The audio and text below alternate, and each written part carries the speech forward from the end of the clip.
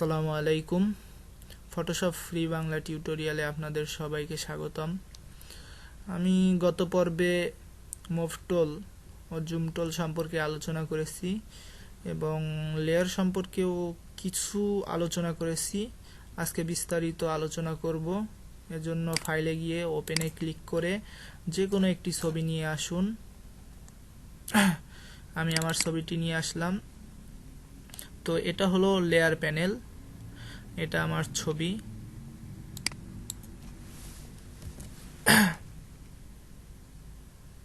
এটাকে আনলক করি, আবার লক করলাম। এখানে লক করার দরুন ইমেজটি লক হয়ে গেছে। এখন যদি আমি ইরেজার টুল দিয়ে ছবিটি মুছতে চাই, কিন্তু মুছবে না, কারণ আমার এই ইমেজটি লক করা আছে। লক করার দরুন ইমেজটির উপরে কোনো কাজ করা যাবে না। কিন্তু আমি যদি অন্য কোনো কিছু ড্র করি, যেমন রেক্টেঙ্গুলার টুল একটি ড্র করলাম, তারপরে যদি আমি ইরেজার টুল সিলেক্ট করি,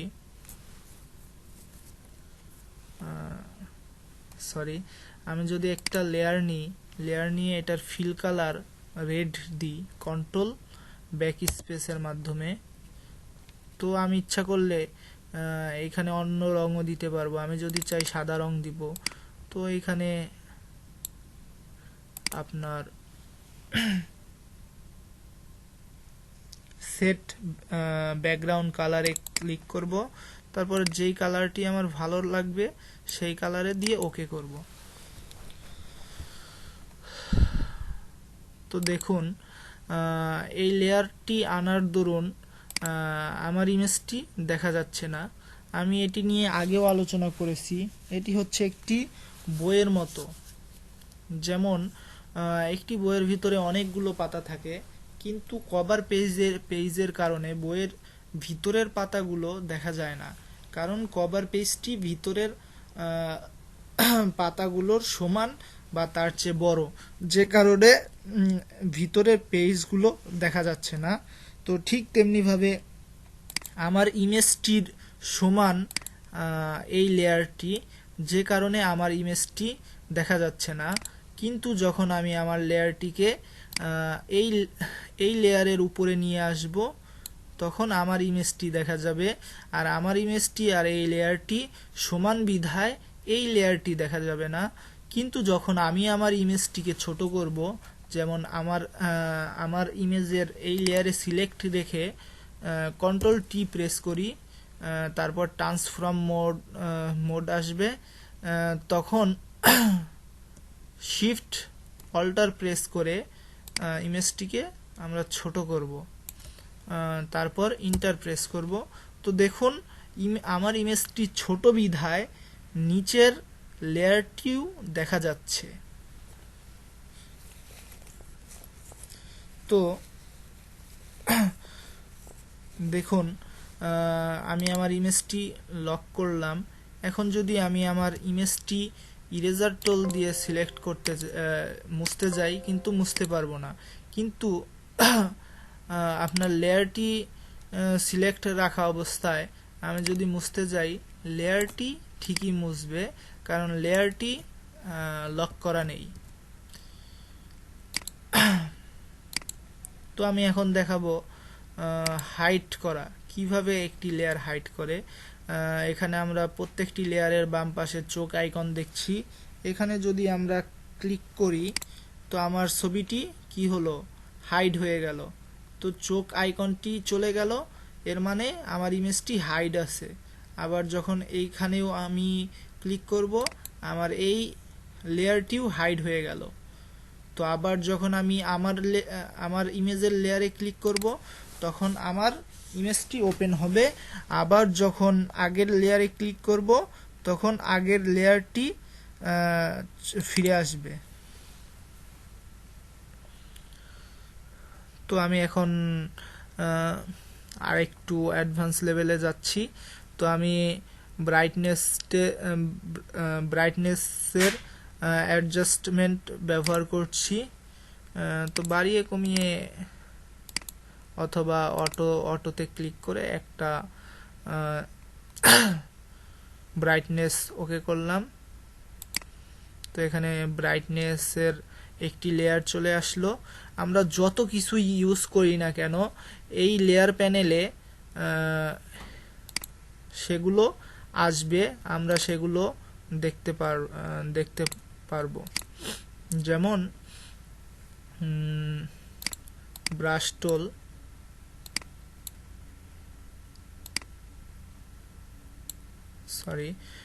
এই লেয়ারে সিলেক্ট থাকবে।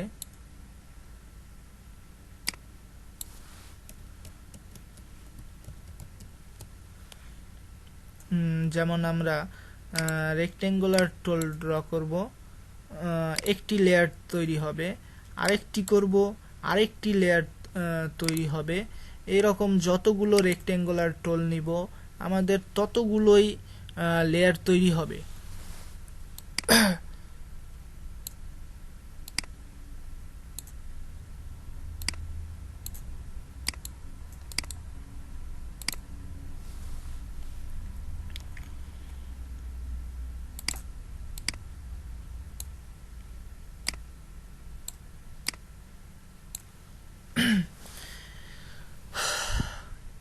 এখন আমরা চাচ্ছি এই লেয়ারটি ডিলিট করতে। তো আমরা এখানে এই লেয়ারটি সিলেক্ট করে এইখানে ডিলিট লেয়ারে ক্লিক করলে আমাদের এই লেয়ারটি ডিলিট হয়ে যাবে। তো আমরা চাচ্ছি যে ফটো, যে আমরা ইমেজটি ওপেন করেছি সেই ইমেজটি খুঁজব। এখানে অনেক সময় 100, 200, 400, 500 এইরকম লেয়ার নিয়েও কাজ করতে হয়। তখন আমরা আমাদের ইমেজগুলো খোঁজার জন্য, ইমেজের লেয়ারগুলো খোঁজার জন্য যা করতে পারি সেটা হলো এই যে এখানে ফিল্টার ফর পিক্সেল লেয়ার, এখানে ক্লিক করি। দেখুন আমার ছবিটি চলে আসলো, আমার ইমেজটি চলে আসলো। পিক্সেলের যত ইমেজ থাকবে সেই ইমেজগুলোই এখানে চলে আসবে। তারপর অ্যাডজাস্টমেন্টে যদি ক্লিক করি, এগুলো হলো একটি কমেন্ট।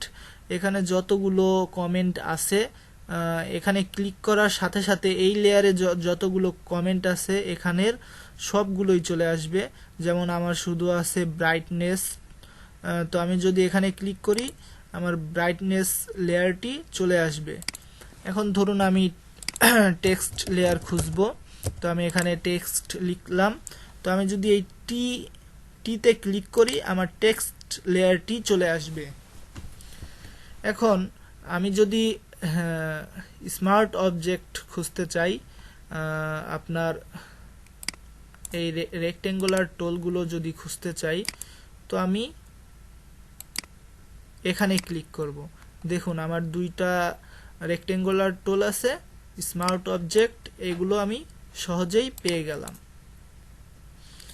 তো এখন আমি যদি চাই কোনো কিছুর অপাসিটি কমাতে, যেমন এই রেক্টেঙ্গুলার টুলটি আছে আমার মুখের উপরে, এখন আমি যদি চাই এর অপাসিটি কমাবো, এর জন্য কি করতে হবে, যেই রেক্টেঙ্গুলার টুলটির অপাসিটি কমাবো সেই লেয়ারে ক্লিক করে এখানে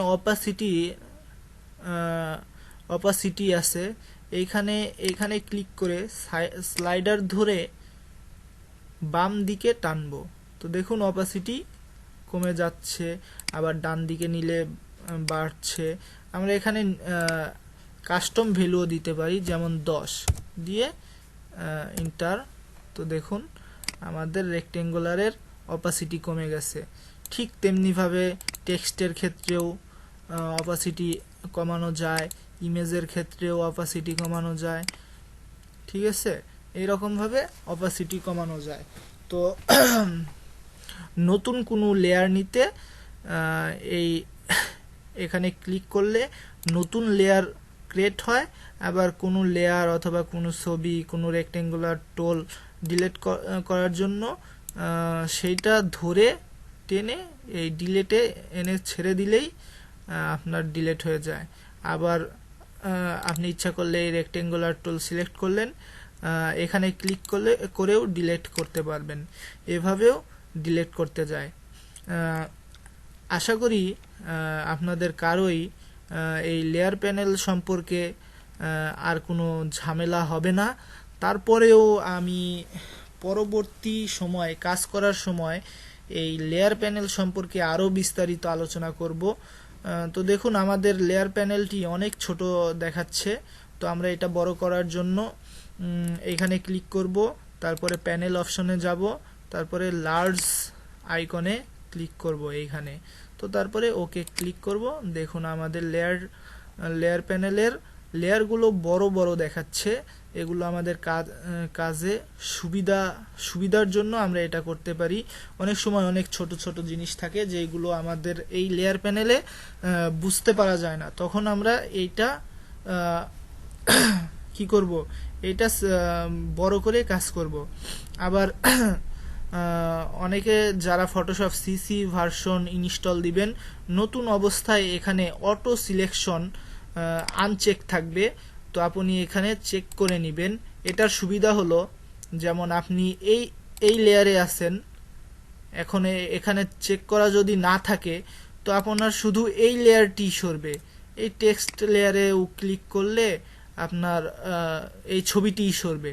কিন্তু যখন আপনি অটো সিলেকশন দিবেন, তখন যদি আপনি